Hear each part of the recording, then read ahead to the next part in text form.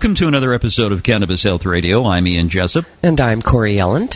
When the insulating covers of the nerve cells in the brain and spinal cord are damaged, it disrupts the ability of parts of the nervous system to communicate. And we call this multiple sclerosis, or MS. This can result in a range of signs and symptoms, including physical, mental, and sometimes psychiatric problems. And as we've mentioned on this program before, the farther you live from the equator, the higher the rate of MS. And joining us today to talk about his multiple sclerosis is Robert Brunault from Massachusetts. Robert, thanks for doing this. No problem. When were you diagnosed with MS?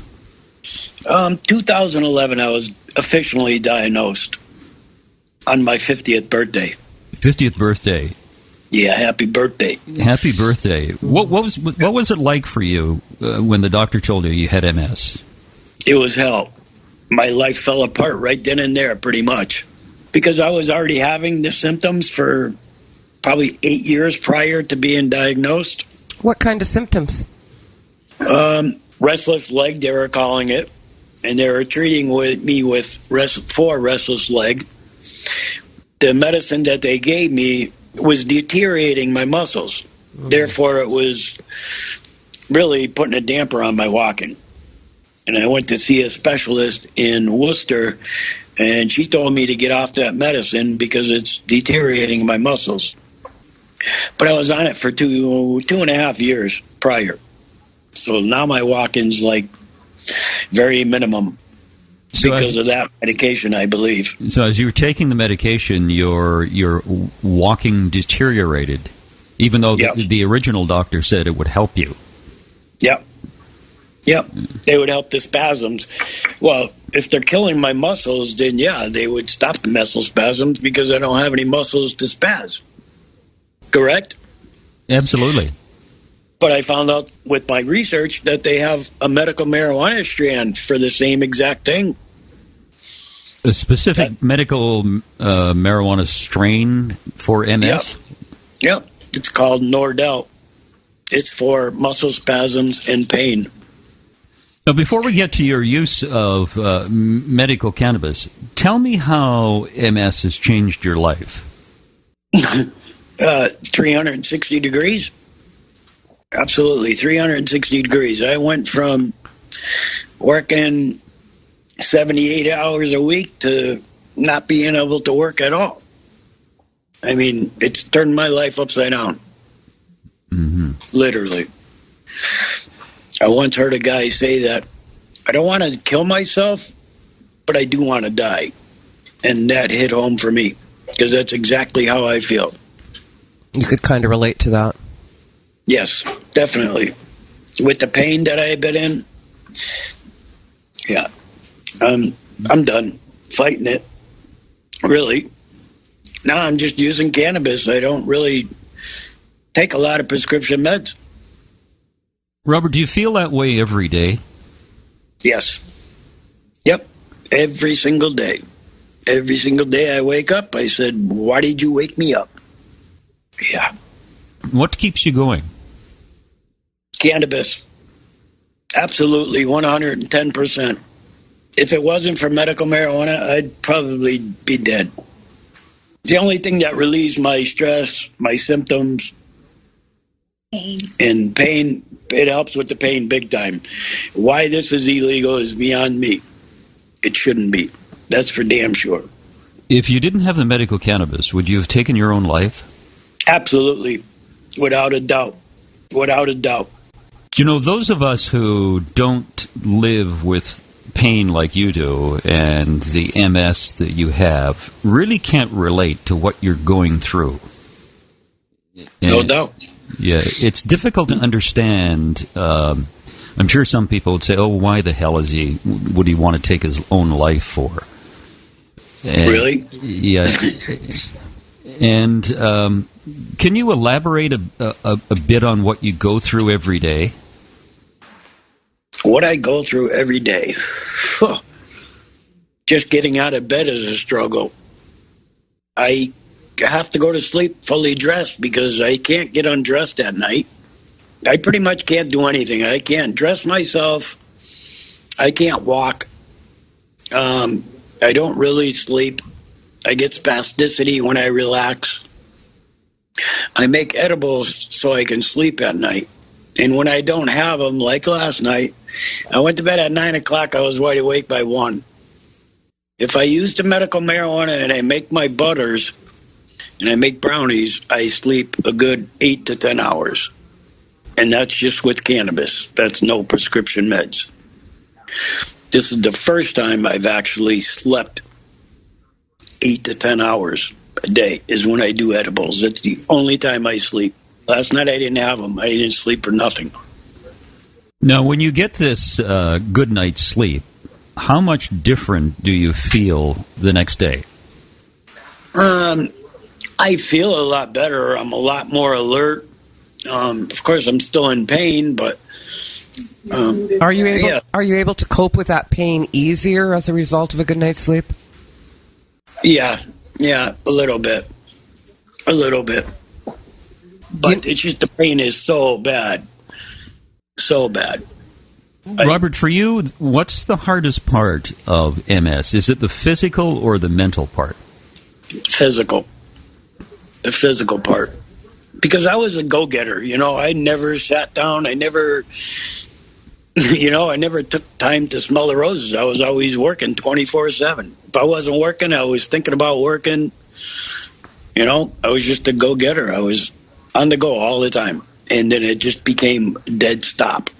Sounds to me like you're a bit of a type A personality, always working. Yep. Yeah. I was. I worked. I had a job for 35 years at a big company, sports-wide.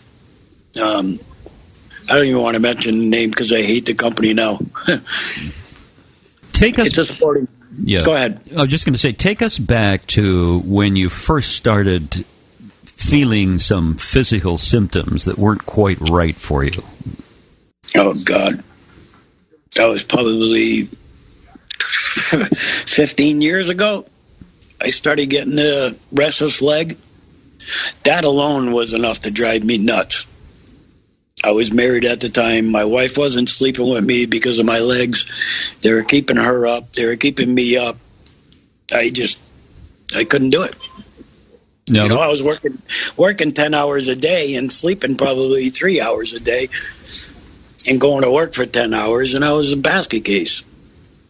Now, the restless leg, that was just, you were getting twitches in the night?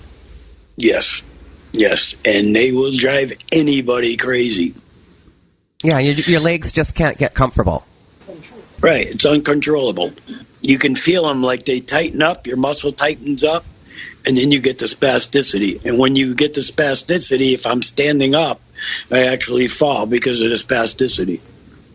Now, when you started to get this restless leg syndrome, what did you think it was? What do you think was the cause of it all? I actually didn't know what it was. I was really baffled about the whole thing. None of my family has ever had MS. I didn't know anybody with MS, so I didn't know what the symptoms were, what anything was. I didn't know what was going on for years. And then when I had my bike, I would get on the bike, and I would be, towards the end, I would get on it, and I'd be on it for 5 minutes, and I would have to park the bike and get off because I couldn't. My arms and everything were all like tingly from the nerves. Mm-hmm. Did you go to the doctor at all? Oh, my God. I complained to my primary for about 8 years of all the symptoms. And then when he diagnosed me, he handed me the paper with all the symptoms, and I said, what the hell took you so long? I had to ask for a MRI to get the results because he was sending me for everything but an MRI. And when I got the last results for the X-ray that he did, I called him right away and said, I want to see a neurologist. And she found it within my first appointment. She found it right away.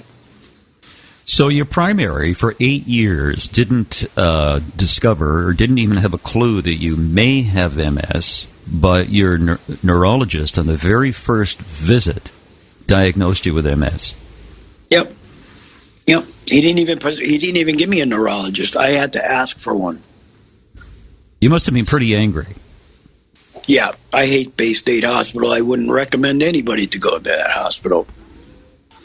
So you're diagnosed with MS, and did they put you on any medications at the time? Once they diagnosed me with, yes. They put me on an injection which is called Copaxone. I don't know if it works or not, but I tried getting it off of it a couple of years ago, and I had a really bad attack. What's the Copaxone supposed to do? It's supposed to put a Band-Aid on it so it doesn't get worse. It doesn't progress.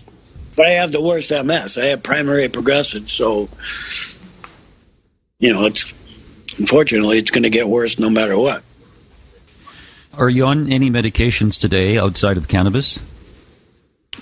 I'm on a few that I know actually work, yes. Like the medicine to slow the progression down. It's Obagio. I don't want to be on it, but it does work. Because I was off it for a couple of days, and boy, that couple of days was living hell. Now, from the time you were diagnosed with MS by the neurologist to today, how different are you from that period? Has it gotten much worse? Oh, yeah, definitely. And stress has got a lot to do with it, too. Stress is not good for MS. And I went through hell when I first was diagnosed because I was married. And she had kids that were drug addicts. And I had to come home every day to that, and I couldn't live like that. And I went to see my doctor, and he knew what I was going through with the family, and he told me I have to relieve some stress. So that's what I did. I told her exactly what I was doing. I was going to go up to Maine. I was going to make my log bed. And when I got home, stuff's got to change around here. It really does. And when I got home, my 5-year-old grandson was here and ran up to me and said, "Grandpa, Mommy's in jail again." And I looked right at my wife and I said, "Does he have to come down here and kick me in the ass?" And she said a few choice words, and that was it. The marriage was over with. I believe in a higher power. I believe in God. And I asked him for help, and I came home and my stepdaughter was in jail again. And supposedly she was doing better. So I just told her, "You got to go. I can't do this anymore." When a 5-year-old kid walks up to you and says, "Mommy's in jail again," really? Yeah. Robert, when did you start to take cannabis? Actually, before I was diagnosed, because I knew it would help me sleep. I wasn't into the cannabis that much at that time, but once I got diagnosed, I really started doing a lot of research, and I came up with, the Rick Simpson oil. I do that when it's available. I do the CBD oil. I make edibles. I want to say it gave me my life back, but it really didn't, because I have MS, and there's nothing worse than MS. I wish it was cancer, and I hate saying that, but I really wish it was cancer, because then I would have a chance. With MS, I don't have a chance at all, as of yet.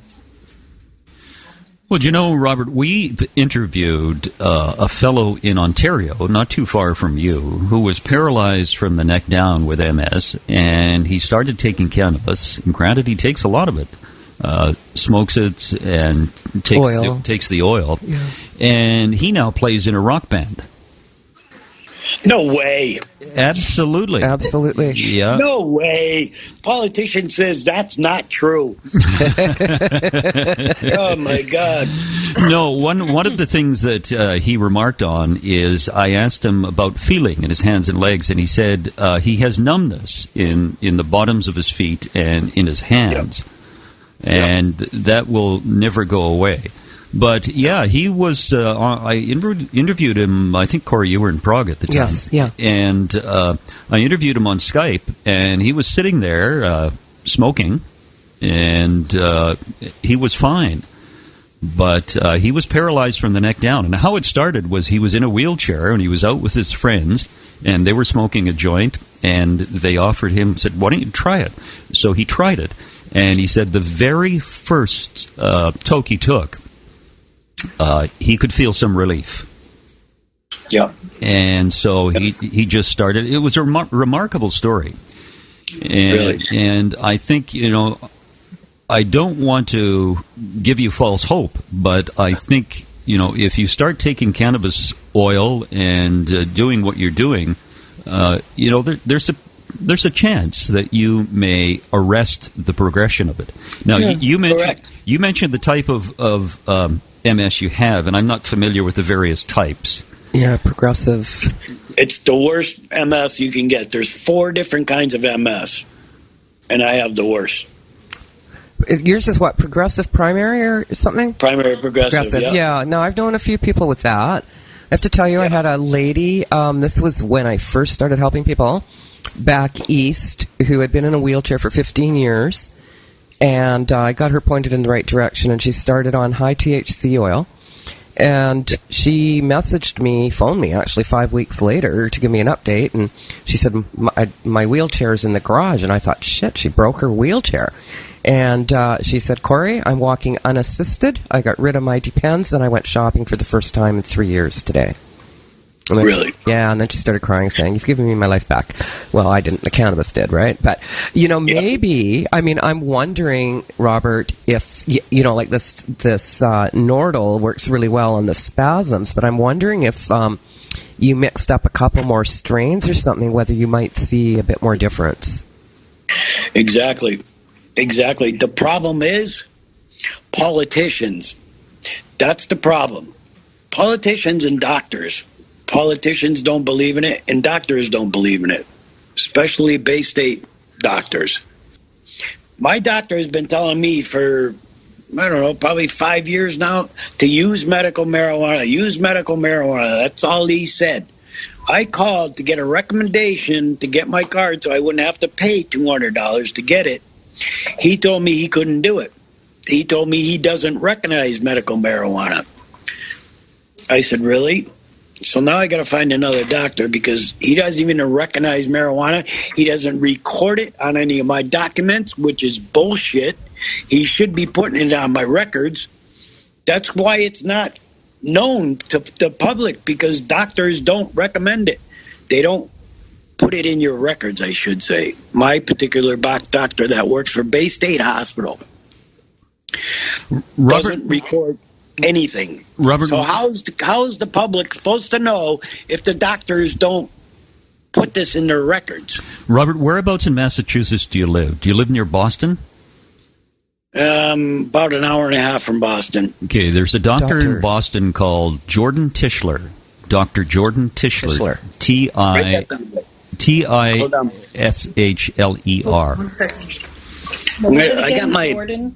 I got my PCA standing right here. Okay. His name is Dr. Jordan Tischler.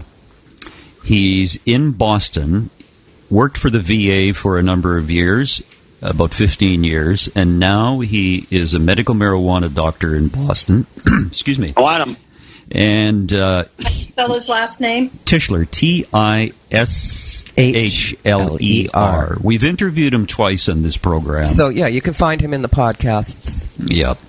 Okay, I'll look. Give him a call, make an appointment with him, and he probably will help you out. Tell him that you were talking to us. I will.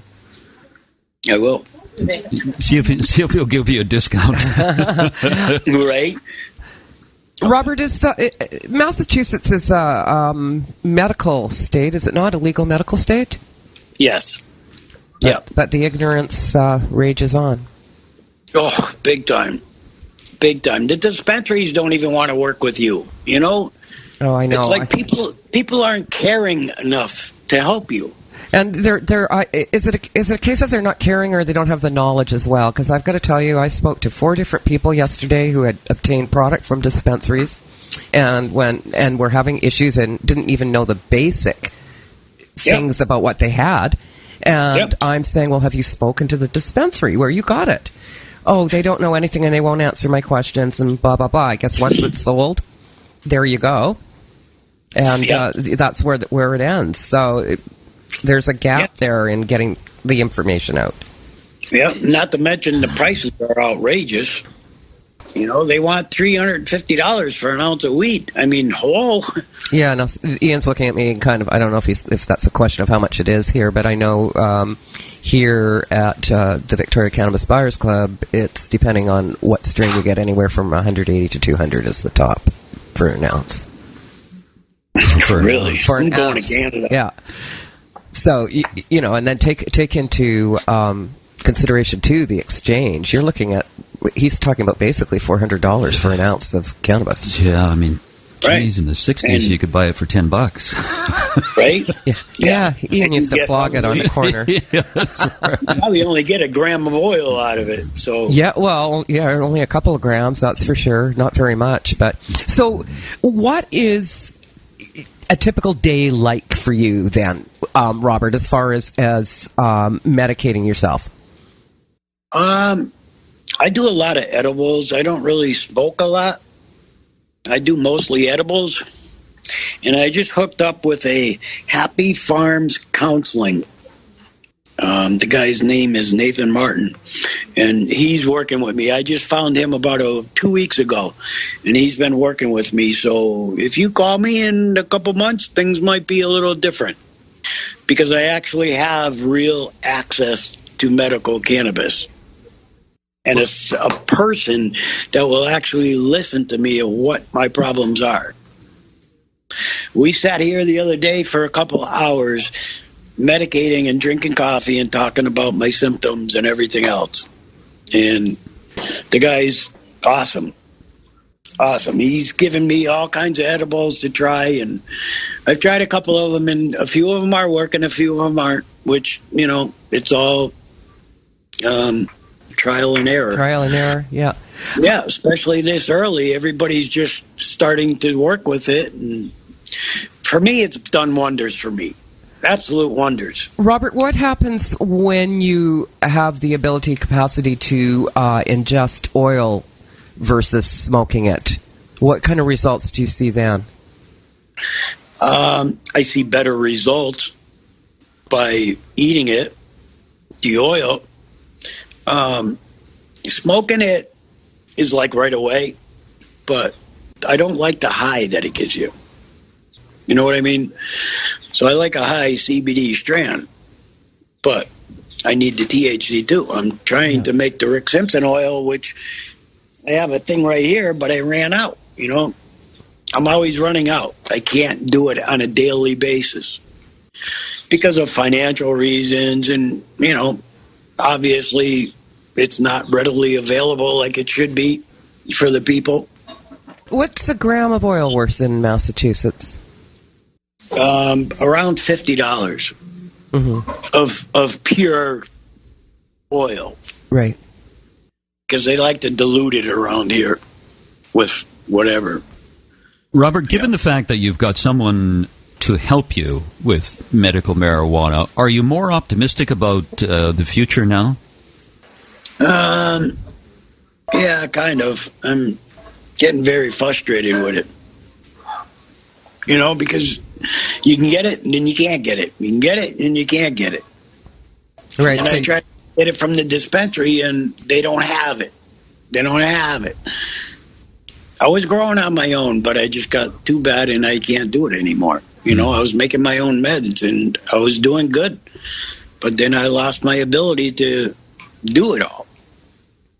Well, I think, you know, with the story that I told you about the fellow in Ontario and playing in a rock band, and the story that Corey told you about the woman who gave up her wheelchair, I think we should both, Corey and I, both encourage you to stick with it, have an optimistic attitude, and maybe you, at one point, you can donate your wheelchair to someone. Exactly. I would love to be able to do that. Would love. I always tell everybody, you know what? You want to know how I feel? Take my body for a day. I wish I could give somebody my body for a day and say, here, now bitch about going to work. Yeah, I would love to go back to work. That's absolutely right. Yeah, you'd love to go back to work, right? Absolutely. Absolutely. I haven't worked in 8 years, and I am going crazy. Crazy. Ask my PCA. I get very aggravated when I can't do stuff. Very aggravated. I used to be able to do this in 2 minutes. Now it takes me 20 minutes. It's crazy. I wouldn't wish this disease on my worst enemy, which is every politician in the United States. Well, there are a lot of those around the world as well. Yeah. You ain't kidding there. That's right. Corrupt. Robert, is your mental attitude, has it remained the same or is it deteriorating? Kathy, can you answer that? Hi there. I'm Robert's PCA, Kathy. Okay. Hi, Kathy. She'll tell you. The hardest thing about what I see with Robert is his frustration. I've known Robert for years, and I've always known him to be a very active person. So let's say we're working in the yard.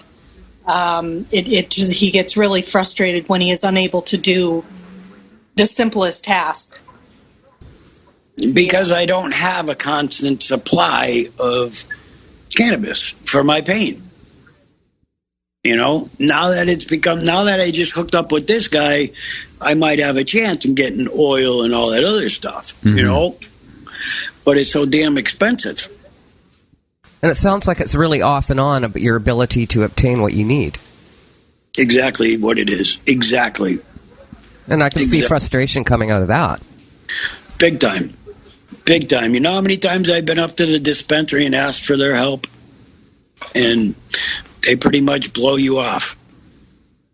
Well, you can try this. Well, you can try that. Yeah, but you're not willing to help with people? Not willing to work with them at all? Mm-hmm. No, they're not. It's all about money.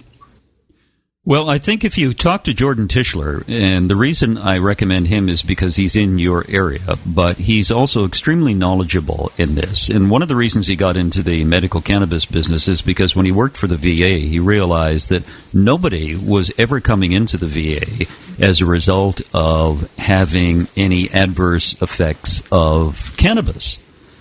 Correct. And here they are. The VA was giving patients these large quantities of opiates, and he decided to research cannabis, then became a cannabis doctor. So I think, with him and the fellow that's going to help you, I think, Robert, that you might have turned the corner. At least, if you turn the corner emotionally, then you can work on your physical problems and exactly with cannabis. And then you can hop on that motorbike of yours and get out, man. Get happy. Easy rider. Yeah. No, I had to sell it. Oh, there's another bike out there. Yeah, there's another bike out there. It's got your name on it. There's no doubt. No doubt. Okay. There's no doubt. Trust me, I will never stop riding. Anything you want to say in conclusion, Robert, outside of giving hell to the politicians? No. MS sucks. Cannabis cures. Opiates kill. Absolutely. I've had several friends pass from opiates, and that's why I went to cannabis. I researched it, and I wouldn't do anything but cannabis. Nothing but. Well, Robert, keep us posted on your progress, and let us know how you're doing. I will, absolutely. And hopefully the next time we talk, I'll be walking. Absolutely. You'll be in the Boston Marathon. There you go. Okay. There you go. Okay. Thank you so much, Robert. All right, thank you. I hope I helped you, anybody out. And God, yes, cannabis. It's the only way to go. It's a natural plant. Mother Nature put it on Earth for a reason, I believe. Thanks, Robert. Pleasure to talk to you. All right, bud. Thank you. Okay. Take care. Bye-bye. And if you'd like to tell your story about the medical use of cannabis, then send us an email at info@cannabishealthradio.com. Thanks for listening, everyone. You've been listening to the Cannabis Health Radio podcast. visit our website, cannabishealthradio.com, and follow us on Facebook and Twitter.